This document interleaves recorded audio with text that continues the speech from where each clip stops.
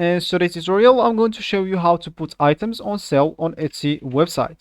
So first of all, all you need to do, just go and open the browser that you're going to use to follow this tutorial steps with. So of course, here in my case, I'm actually using Brave, but of course, in your case, you can use any other browser could be possibly working for you. Once you open your browser, just go here to the URL section and type etsy.com and hit the enter button. That will take you into this page, and if you are logged in your account, you'll find a welcome back sentence with your name or your username. Of course, if you are not logged in your account or you don't even have an account, you'll find at the top right corner sign in option. Click on it and you'll be able to log in into your account or even to create your account if you don't have one.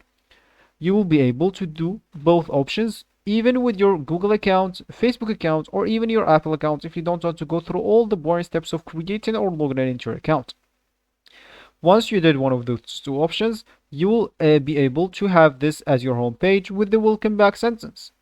And as we said in the beginning of the video, if you'd like to put an item on your sales, simply you would like to go to your shop manager, which is this by clicking at this shop icon at the top right corner. And from there, as you can see, you'll find this page. Here you will need just to go and click at listing. So from here, you'll be able to put all the items that you want on sale. So as you can see, I have one, but it's deactivated now because my account is suspended. I didn't just pay a bill.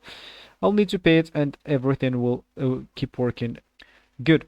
So for you, if you want to put an item on sale, you would like to click at add the listing. For me, it's unavailable, but of course, let me just show you what is gonna show to you.